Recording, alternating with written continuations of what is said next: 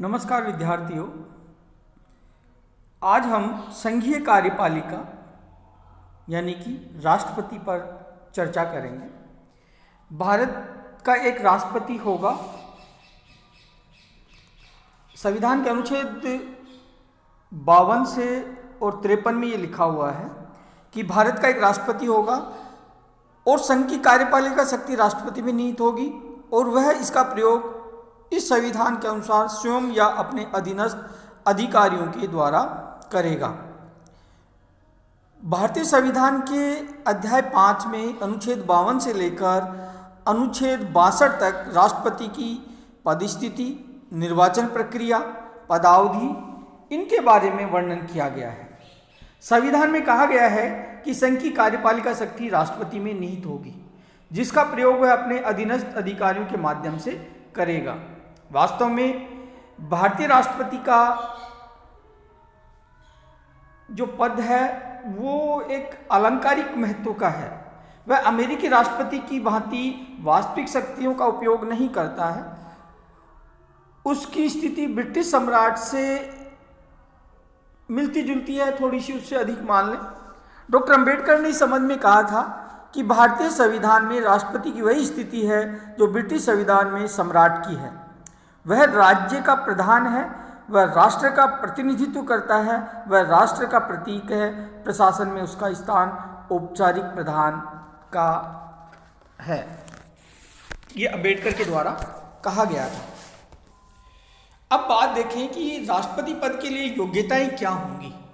कि भारत के संविधान के अनुच्छेद 58वें राष्ट्रपति पद के लिए योग्यता या उनका वर्णन किया गया है और कहा गया है कि कोई भी व्यक्ति भारत का राष्ट्रपति तभी निर्वाचित हो सकता है यदि वह भारत का नागरिक हो, 35 वर्ष की आयु पूरी कर चुका हो, लोकसभा का सदस्य होने की योग्यता रखता हो। इसके साथ ही वह संघ, संविधान में यह भी कहा है कि वह संघ अथवा राज्य सरकार या किसी स्थानीय सरकार के अधीन लाभ के पद पर कार्य न कर रहा हो, वह केंद्रीय या राज्य विधानमंडल का सदस्य न हो। यदि वह इनमें से किसी संस्था का सदस्य है तो उसे राष्ट्रपति पद ग्रहण करने से पूर्व त्याग पत्र देना होगा। ये तो इसकी योग्यताओं के बाद। फिर बात आती है राष्ट्रपति का निर्वाचन कैसे होता है। तो राष्ट्रपति पद के उम्मीदवार के नाम का प्रस्ताव 50 सांसदों या विधायकों द्वारा किया जाना चाहिए। इतने ही संख्या 50 ही सांसदों और विधानसभा के विधायकों द्वारा उसके नाम का अनुमोदन किया जाना चाहिए। उसे 15,000 रुपये जमानत राशि भी जमा करानी होती है।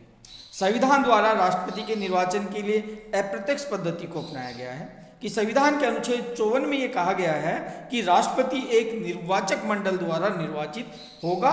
इस निर्वाचक मंडल में कौन होंगे? इस निर्वाचक मंडल में संसद के दोनों सदनों के निर्वाचित सदस्य, ध्यान रखें कि संसद के दोनों, लोकसभा और राज्यसभा के निर्वाचित सदस्य, राज्य विधानसभाओं के निर्वाचित सदस्य, राष्ट्रीय राजधानी क्षेत्र दिल्ली व पांडिचेरी जो संघ राज्य क्षेत्र की विधानसभाओं के निर्वाचित सदस्य, ये इसके निर्वाचक मंडल के सदस्य होंगे। राष्ट्रपति का निर्वाचन एकल संक्रमणीय आनुपातिक प्रतिनिधित्व प्रणाली के द्वारा होता है। इन मनोनीत सदस्यों को निर्वाचन में भाग लेने का अधिकार नहीं है।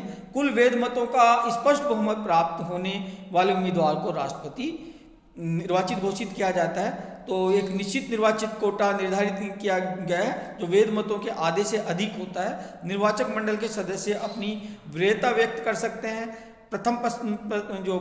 सबसे पहले प्रथम पसंद को उनके मतों की गणना की जाती है। अगर उसमें वरीयता नहीं प्राप्त होती है, निश्चित कोटा प्राप्त नहीं होता, तो दूसरे मतों की गणना की जाती है। अगर पहले में ही कोटा पूरा हो जाता तो दूसरे की गिनती नहीं होगी। तो इसमें तृतीय वरीयता के मतों की गणना की जाती है। ऐसा एक वो है, श्री वी गिरी के राष्ट्रपति पद के चुनाव के समय द्वितीय वरीयता के मतों की गणना की गई थी। अनुच्छेद 55 ये कहता है कि राष्ट्रपति के निर्वाचन के संबंध में संविधान द्वारा एक निश्चित प्रक्रिया को अपनाया गया है कि विभिन्न राज्यों के प्रतिनिधियों में एकरूपता हो और संघ और राज्य के प्रतिनिधियों के बीच समानता हो। इसलिए 17वें संविधान संशोधन 1992 में द्वारा संघीय क्षेत्रों की विधानसभाओं के निर्वाचित सदस्यों भी शामिल किए गए। तो राष्ट्रपति पद के निर्वाचक मंडल के जो सदस्य हैं उनके मतों का विधान के वोटों का कैसे वो होगा, तो संसद के दोनों सदनों और विधानसभाओं के सदस्य, तो विधानसभाएं देश में 30 हैं। विधानसभाओं की कुल संख्या, जो विधायकों की कुल संख्या 4120 है। संसद के जो लोकसभा में 543 है और राज्यसभा में 245 सदस्य है। तो राष्ट्रपति के निर्वाचन मतों की जो साधारण गणना तो होती नहीं है, सदस्यों के मतों का जो वैल्यू जो निकाली जाती है, उनका मान निकाला जाता है, जिसके लिए एक फार्मूला निश्चित किया गया है। उसमें ये कहा गया है कि राज्य तथा संघीय क्षेत्र के विधानसभा के सदस्यों के मत का वैल्यू क्या होगी, वो उसके लिए ये फार्मूला है कि राज्य की, उस राज्य की जनसंख्या और राज्य तथा या संघीय क्षेत्र के विधानसभा की जो निर्वाचित सदस्यों की कुल संख्या, और उसमें भाग 1000 का भाग दिया जाता है। तो राज्य की जनसंख्या और उसमें उस राज्य की या संघीय क्षेत्र के विधानसभा के जो निर्वाचित सदस्य उनकी वहाँ, और फिर भाग 1000 का देके और इस फार्मूले को निकाला जाता है। इसी तरह से संसद के सदस्यों के मतों का मूल्य निकालने के लिए राज्य व संघीय क्षेत्रों के विधानसभा के सदस्यों के मतों का कुल योग भाग उसका बटा संसद के दोनों सदनों के निर्वाचित सदस्यों की कुल संख्या, इसका करके उनका मान निकाला जाता है। तो मान लें कि जैसे किसी राज्य की जनसंख्या है कि जैसे 4,35,00,000 है, तो उस राज्य की विधानसभा के सदस्यों की संख्या जैसे 300 है, तो उसके अंदर भाग दे देंगे और फिर उसमें 1000 का भाग देंगे। जो मान निकलेगा वो उस एक सदस्य की वोट का वैल्यू होगा। तो अभी तक हमारे यहाँ 15 राष्ट्रपति हो चुके हैं, जिसमें सबसे पहले राजेंद्र प्रसाद 1952 में, फिर राजेंद्र प्रसाद 1957 में, 1962 में डॉक्टर सर्वपल्ली राधाकृष्णन, 1967 में जाकिर हुसैन, 1969 में वीवी गिरी, 1973 में फखरुद्दीन अली अहमद, 1977 में नीलम संजीव रेड्डी। ये निर्विरोध निर्वाचित होने वाले पहले राष्ट्रपति हैं नीलम संजीव रेड्डी। 1982 में ज्ञानी जैल सिंह, 1987 में रामास्वामी वेंकटरमन, 1992 में डॉक्टर शंकर दयाल शर्मा, 1997 में KR नारायण, 2002 में डॉक्टर APJ अब्दुल कलाम, 2007 में श्रीमती प्रतिभा देवी पाटिल, 2012 में प्रणब मुखर्जी और 2017 में रामनाथ कोविंद जो वर्तमान में हैं। डॉक्टर सुभाष कश्यप कहता है कि क्या है राष्ट्रपति चुनाव की प्रक्रिया, उसके अंदर ये सारी चीज़ें बताई गई हैं। पंडित जवाहरलाल नेहरू ये कहते थे कि इस बात का प्रयत्न किया गया है कि राष्ट्रपति का निर्वाचन दलीय आधार पर ना हो और संघ के इस सर्वोच्च पद को वास्तविक रूप से राष्ट्रपति पद का एक गौरव प्राप्त हो सके। ये नेहरू का विचार था।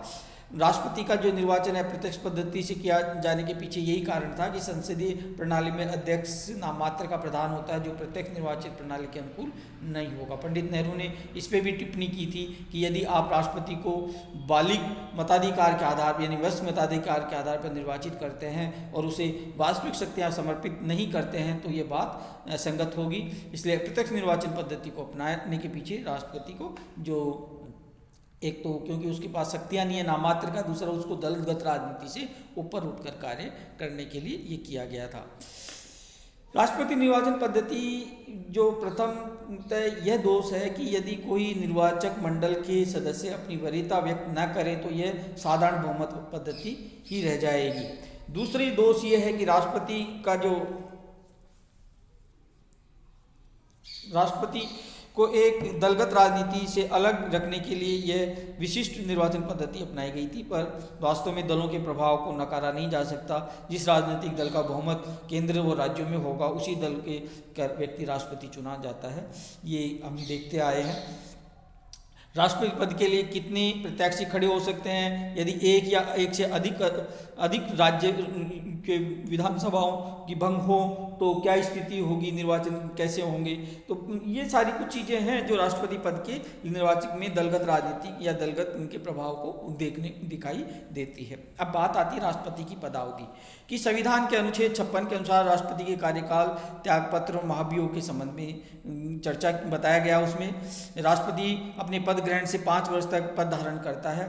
कार्यकाल पूरा होने पर ही तक वो रहता है, अपने पद पर रह सकता है तथा दूसरा व्यक्ति पद ग्रहण न करे तब तक वो उस पद पे रहता है। राष्ट्रपति का पद उसकी मृत्यु, त्यागपत्र या महाभियोग के कारण भी रिक्त हो सकता है। यदि ऐसा कोई राष्ट्रपति चुना जाता है जो कि उसका कार्यकाल 5 वर्ष का होगा और शेष अवधि में उसको के लिए नहीं, वो पूरे 5 वर्ष के लिए होगा। त्यागपत्र देने के कई कारण हो सकते हैं। यदि स्वेच्छा से बीमारी के कारण, मंत्रिमंडल के साथ मतभेद या के कारण या महाभियोग से बचने के लिए त्यागपत्र दे सकता है। राष्ट्रपति अपना त्यागपत्र उपराष्ट्रपति को सौंपता है। ये महत्वपूर्ण है कि राष्ट्रपति अपना त्यागपत्र उपराष्ट्रपति को देता है, उपराष्ट्रपति इसकी सूचना लोकसभा अध्यक्ष को देता है। अब महाभियोग कैसे लगाया जाता है, उसको पद से हटाने की महाभियोग की प्रक्रिया के संबंध में संविधान के अनुच्छेद 61 में वर्णन किया गया है। महाभियोग लगाने का अधिकार संसद के दोनों सदनों को है। जिस सदन द्वारा अभियोग लगाया जाता है उसके 1/4 सदस्यों के हस्ताक्षर द्वारा प्रस्ताव प्रस्तुत किया जाता है। अभियोग लगाने के 14 दिन के बाद उस पर विचार किया जाता है। यदि प्रस्ताव 2/3 बहुमत से पारित हो जाता है तो वह विचारार्थ दूसरे सदन को भेजा जाता है। दूसरा सदन अभियोग की जांच कर सकता है, एक कमेटी नियुक्त कर सकता है। दूसरा सदन भी यदि कुल सदस्य संख्या के 2/3 बहुमत से महाभियोग के प्रस्ताव को स्वीकार कर लेता है तो प्रस्ताव स्वीकार समझा जाएगा। यदि लोकसभा राष्ट्रपति पर महाभियोग का आरोप लगाती है तो राज्यसभा उसकी जांच करती है। यदि राज्यसभा आरोप लगाती है तो लोकसभा उसकी जांच करती है। उपराष्ट्रपति को सदन के समक्ष अपना पक्ष प्रस्तुत करने का अधिकार है। ऐसा वह स्वयं उपस्थित होकर भी कर सकता है या अपने प्रतिनिधि के माध्यम से भी वो कर सकता है। महाभियोग के प्रस्ताव स्वीकृत होने पर तक राष्ट्रपति अपने पद पर बना रहेगा। पद रिक्त होने के 6 महीने के अंदर नए राष्ट्रपति का निर्वाचन किया जाएगा। नए राष्ट्रपति के निर्वाचन होने तक उपराष्ट्रपति उस पद का कार्य देगा। किसी कारण से यदि राष्ट्रपति व उपराष्ट्रपति दोनों ही कार्य करने में असमर्थ हो तो उस स्थिति में संसद को उसके दायित्वों के निर्वाह की व्यवस्था करनी होगी। ऐसे में सर्वोच्च न्यायालय का मुख्य न्यायाधीश या सर्वोच्च न्यायालय का वरिष्ठतम न्यायाधीश राष्ट्रपति के दायित्वों का निर्वाह कर सकता है। यह व्यवस्था आवश्यकता से उपजी है। डॉक्टर जाकिर हुसैन तत्कालीन राष्ट्रपति जो 1969 में उनका निधन हो गया तो उपराष्ट्रपति वीवी गिरी अपने पद से त्यागपत्र देना चाहते थे। यानी राष्ट्रपति तथा उपराष्ट्रपति दोनों ही के पद रिक्त होने की स्थिति में ऐसे में संविधान के अनुच्छेद 70 द्वारा यह व्यवस्था की गई कि ऐसी किसी आकस्मिक स्थिति में संसद का कोई उचित व्यवस्था करेगा। इस व्यवस्था के अंतर्गत सर्वोच्च न्यायालय के मुख्य न्यायाधीश एम हिदायतुल्लाह राष्ट्रपति बनाए गए। ये पहली बार हुआ वीवी गिरी के टाइम में, जाकिर हुसैन के टाइम में 1969 में। अब बात आती है राष्ट्रपति पद की शपथ। तो राष्ट्रपति पद की शपथ दिलाने का दायित्व सर्वोच्च न्यायालय के मुख्य न्यायाधीश को होता है। उसकी अनुपस्थिति में उपलब्ध जो भी वरिष्ठ न्यायाधीश होगा वो शपथ दिलाएगा और उसमें ये कहा जाता है मैं जो भी व्यक्ति है ईश्वर की शपथ लेता हूँ या सत्यनिष्ठा से प्रतिज्ञा करता हूँ कि मैं श्रद्धापूर्वक भारत के राष्ट्रपति पद का कार्यपालन करूँगा तथा अपनी पूरी योग्यता से संविधान और विधि का परीक्षण, संरक्षण और प्रतिरक्षण करूँगा और मैं भारत की जनता की सेवा और कल्याण में निरंतर प्रयास करता रहूँगा। ये उसे शपथ लेनी होती है। उसका वेतन और सुविधाएं कि भारत के राष्ट्रपति को 5 लाख रुपए प्रति माह वेतन दिया जाता है। अभी तक यह राशि 1.5 लाख रुपए थी जो बढ़कर 5 लाख कर दी गई थी। राष्ट्रपति से अधिक वेतन किसी और अधिकारी को या सरकारी पदाधिकारी को नहीं दिया जा सकता। राष्ट्रपति अपने पद की गरिमा के अनुरूप भव्य जो राष्ट्रपति भवन है उसमें रहता है। राष्ट्रपति के कार्यकाल में उसके वेतन भत्तों में कटौती नहीं की जा सकती। राष्ट्रपति चाहे तो स्वेच्छा से कटौती करवा सकता है। अवकाश प्राप्ति के पश्चात राष्ट्रपति को वार्षिक पेंशन और सचिवालय खर्च के लिए निर्धारित राशि दी जाती है। उसे आवास, चिकित्सा और अन्य सुविधाएं प्रदान की जाती हैं। इसके अलावा उन्मुक्तियाँ कि वह जो भी कार्य करता है उसके लिए उसे उत्तरदायी नहीं ठहराया जा सकता क्योंकि वो नाम मात्र का है। न्यायालय में पूछताछ भी उससे नहीं की जा सकती। फौजदारी मुकदमे उस पर नहीं चलाए जा सकते। दीवानी मामले में भी दावा करने के लिए राष्ट्रपति को 2 महीने पूर्व सूचना देना आवश्यक है। राष्ट्रपति की गिरफ्तारी के लिए वारंट जारी नहीं किया जा सकता। भारत के सभी कार्य राष्ट्रपति के नाम से होते हुए भी उसे किसी कार्य के लिए उत्तरदायी नहीं ठहराया जा सकता क्योंकि मंत्रिमंडल सभी कार्यों के लिए उत्तरदायी है। ये उन्मुक्तियाँ राष्ट्रपति पद के महत्व को अंकित करती हैं। अब बात आती है राष्ट्रपति की शक्तियों की। तो भारत के राष्ट्रपति की शक्तियों को 2 श्रेणियों में बांट सकते हैं हम, शांतिकालीन शक्तियाँ और आपातकालीन शक्तियाँ। तो शांतिकालीन शक्तियों में राष्ट्रपति को कार्यपालिका, विधायी, वित्तीय और न्यायिक और अन्य कार्य की शक्तियाँ प्राप्त हैं। तो इनका हम वर्णन करते हैं। सबसे पहले लेंगे हम कार्यपालिका शक्ति कि संघ की समस्त कार्यपालिका शक्ति राष्ट्रपति में निहित है। यह अनुच्छेद 53 में स्पष्ट है। इन शक्तियों का प्रयोग वह स्वयं या अपने अधीनस्थ अधिकारियों के माध्यम से करता है। राष्ट्रपति को अधिकार है कि वह प्रधानमंत्री तथा मंत्रिमंडल के निर्णयों की सूचना प्राप्त करे। प्रधानमंत्री का यह दायित्व है कि सभी महत्वपूर्ण निर्णयों को से राष्ट्रपति को अवगत कराए। सरकार के सभी निर्णय उसी के निर्णय के रूप में माने जाएंगे। ये सैद्धांतिक है, व्यावहारिक नहीं है। राष्ट्रपति द्वारा देश के महत्वपूर्ण पदाधिकारियों की नियुक्ति की जाती है। सर्वप्रथम वह प्रधानमंत्री तथा उसकी सलाह पर मंत्रिपरिषद के सदस्यों की नियुक्ति करता है। राज्य में राज्यपाल, उच्चतम न्यायालय तथा उच्च न्यायालयों के न्यायाधीशों, संघ लोक सेवा आयोग के अध्यक्ष, अन्य सदस्यों, महान्यायवादी और नियंत्रण तथा महालेखा परीक्षक की नियुक्ति राष्ट्रपति के द्वारा की जाती है।